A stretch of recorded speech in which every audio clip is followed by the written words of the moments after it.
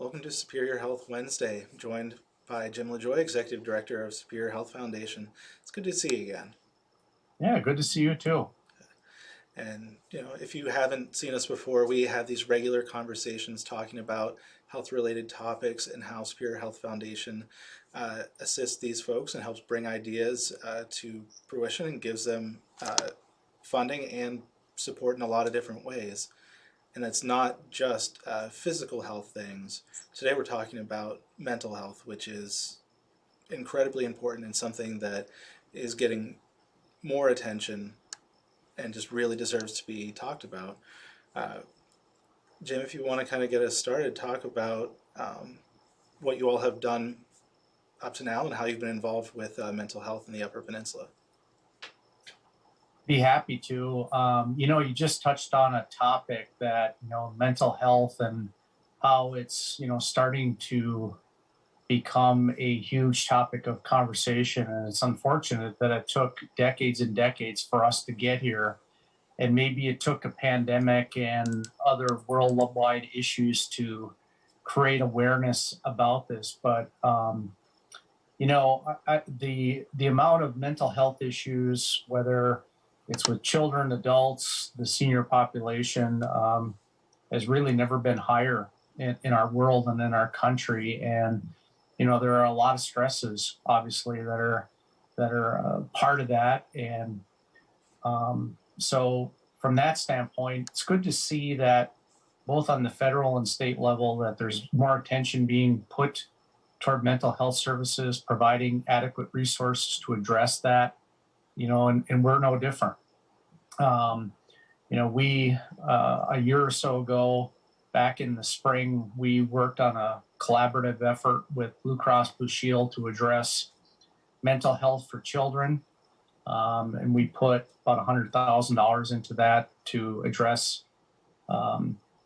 improving mental health because the COVID had a profound effect on a number of children, educators all across the Upper Peninsula.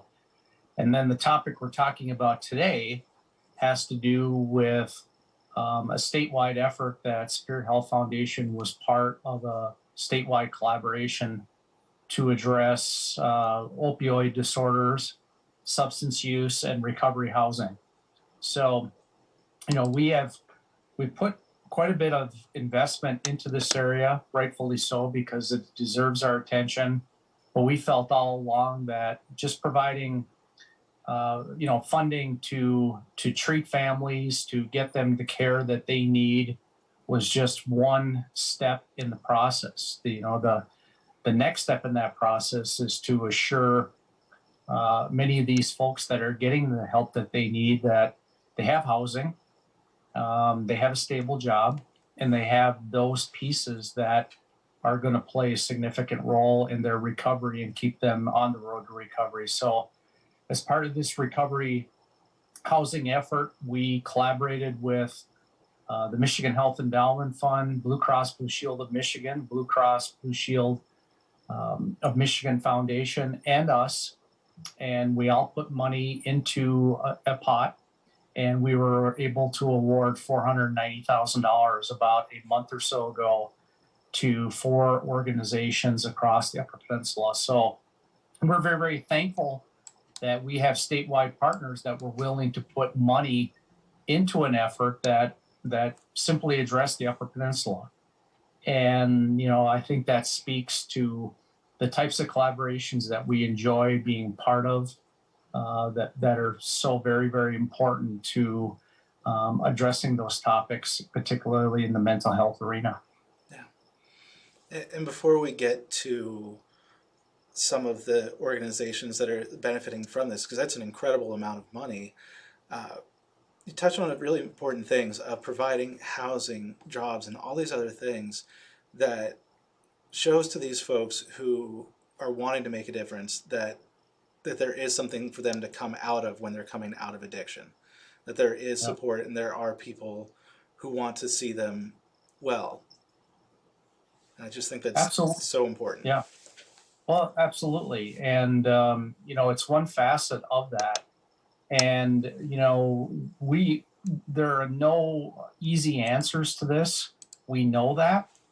And there is a pattern of people going back and using, and we understand that too. But, if we could make some differences with folks to put them in a frame of mind where they matter and that where they live is important to them, that they feel that they're part and parcel of owning a home or being part of a home and having a good, stable job. I mean, that's part of the battle. And we've seen this model work in other areas across the country. Number of places, even downstate, have used this model, and it's been quite successful. So we wanted to take initial funding and go that extra mile, so to speak, to put the pieces in place, because we know we're not going to be able to help everyone, but I think this gives us a good roadmap to try to figure out the best approaches to this and give people the tools that they need to succeed. And just, it reminded me of, I think it was last year, we saw the opening of the John Kevela Recovery House, and hearing from some of the people there what having that space and that system set up for them meant. I mean, I don't know what else you need to hear to know that it can work. And you're right, people can lapse. Recovery can pull you back in and do all these things, but there are people that are putting in the work that can really benefit from this. Absolutely. And I was part of that same audience that you were there. You were touched by some of those stories, and I never ceases to amaze me some of the great stories that you see all across the UP. But there's a lot of pride in having a place to live and holding down a job and feel good about yourself.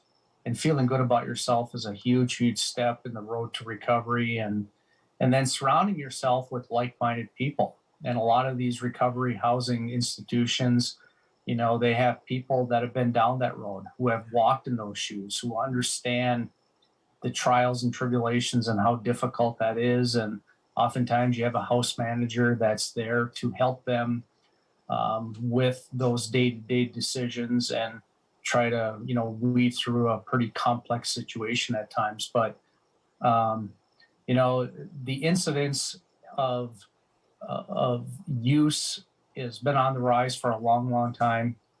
And we simply, as a country, cannot turn our back on it anymore. I think we need to be able to understand that these are real issues, and that when you get into substance use, there's a lot of mental health issues that follow suit, that are part and parcel of that. And we're hopeful that our funding and the funders that we were able to provide that funding will do a great job of stewarding those funds to make sure that the people that need it are getting the help that they need. Yeah, absolutely. And if we could talk about, it's nearly $500,000 coming into our communities to help folks. What is the goal for that? Where's that going? Well, I can give you an idea of the money and where it's going. And first off, before we get into that, I want to say that this choosing the grantees and choosing the amounts was a collaborative effort. We held a Zoom meeting with our partners. We had an opportunity to review the applications, had an opportunity to discuss, the finer points of each one of these proposals, and it truly was a great collaborative effort. And we're thankful that we had that kind of support. But so in terms of the organizations that are going to be receiving funding, the Eastern Upper Peninsula Opioid Response Consortium is receiving $150,000, and that will take care of Alger and Luce counties. It's going to support a peer recovery specialist to serve inmates, treatment, court teams, behavioral health professionals, and enhanced community-wide education. So that's really important for that community. Also, another $150,000 to our good friends over at Great Lakes Recovery Centers. This is going to provide connections to professional development, interview skills, resume building, vocational profiling, and job readiness reviews. for people in pretty much all counties in the Upper Peninsula. And then the Western Upper Peninsula Health Department, they too received $150,000. They will take care of Baraga, Gogebic, and Houghton counties. This is to reconnect people with substance use disorder to their families and communities by improving understanding of the reduction signals, developing access to treatment by bridging those services. And great proposal from them. And then finally, the Superior Housing Solutions, which is right here in Marquette, they're receiving $40,000 to support the workforce development and recovery community organization project manager and submission of recovery community organization applications. So, 4 really robust organizations that have done a lot of good work over the years. And each one of those organizations really had in their wheelhouse been a plan for addressing workforce development and recovery housing. And in some cases, a few of these organizations had already been doing this. So this funding allows them to enhance the services that they're already doing and provide them the tools that they need to succeed. Yeah. And that, I think that's also important, that we're funding stuff that's already there, that's already shown to be working. So not only for the people who are working there, who are helping these places exist, for the guests, for the people who are coming out of addiction and they're in this recovery process, that's another sign that there's still support for what they're doing, that people believe in what they're doing enough to want to fund that and want that to continue. Absolutely. And it's there's a lot of trust that goes into these decisions. There's a trust on our behalf that these grantees will steward those monies correctly, and there's a trust on the part of these organizations that when they receive funding, they're going to do their due diligence to do whatever they possibly can to make sure that these resources are put into place. And in some cases, it's manpower. It's, getting those personnel in place to manage it. You look at the breadth and the scope of the Upper Peninsula, and housing has been an issue here and across the Upper Peninsula for a long time. But just to be able to have some of these houses in place, Great Lakes Recovery, John Keevala, they have the Ripple Recovery House that is out in Baraga County for women. I mean, these are huge advancements, and putting people in a place where they can feel good about themselves, succeed, and have those tools in place to make a difference. And it's a collaborative effort. It really is. And the nice thing about the 4 organizations that we're supporting is that even though they're separate 501c3s and they have their separate missions and visions, in a number of ways, they all work together. There's a cross section of working together on different projects. So we like that part of it too. To know that they have, if they have some issues, they can call upon one another and get some answers and make sure that they're doing everything in their power to provide those in recovery whatever they may need. And that it's nice. All we've been hearing during this conversation is collaboration, working together, and that's such a big network that you're continuing to grow, and that Superior Health Foundation is helping connect all of those people together by doing things like this. And one of the ways that you're able to help connect people, and really it's not just here's your funding, here's your check. You're having a celebration. You're having your spring grant celebration to really acknowledge the work these people are doing, and to kind of build that trust, build those relationships, and have a positive environment to encourage this sort of collaboration in the future. Absolutely. And, and you've touched upon it. This is a familiar topic in our discussions. And I don't think it's going to go away. And if anything, it's probably going to be more pronounced over the years. Funding for a lot of organizations is limited.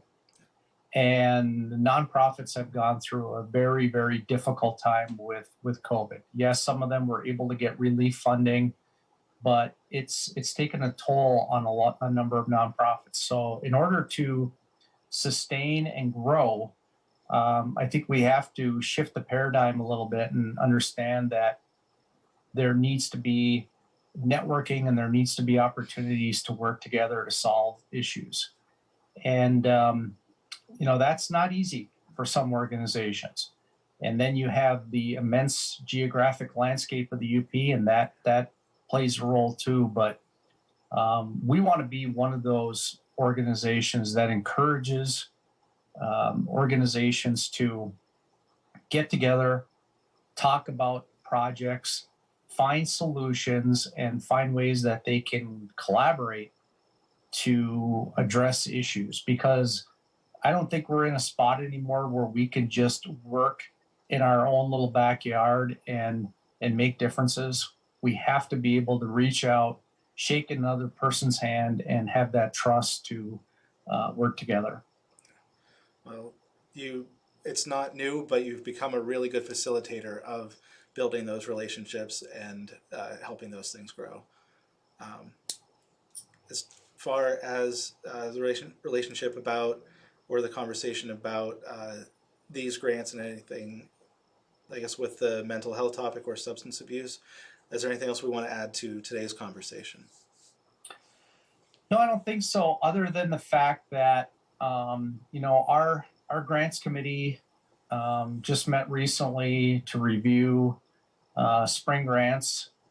And like I said, we'll be awarding those in the early part of May, along with these recovery housing grants. But I could tell you that the topic of mental health is still front and center.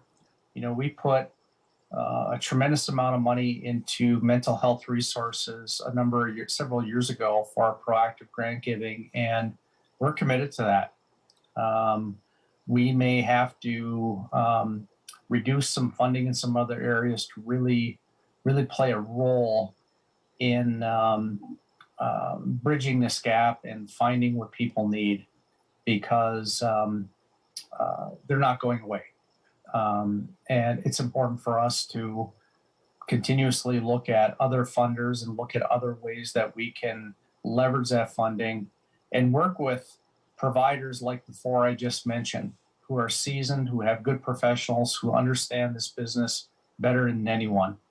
They're the experts, and to be able to get their take on what we're missing, how we can improve what we do, and and make a measurable difference in the lives of people in the Upper Peninsula. It's really good that you have that awareness of where are those needs, where do we need to apply our focus, and that's really speaks to just how in touch with things you and your organization are. So thank you for doing that and for what you're bringing to the entire Upper Peninsula. Oh, you're welcome. You're welcome. It's a labor of love. Good. Well, we'll make sure to have links for all these different organizations and to see how all these grants are going to be applied. Until next time, it's been a good Superior Health Wednesday. Jim, I'll see you next time. Okay. Thanks, Ben. Thank you.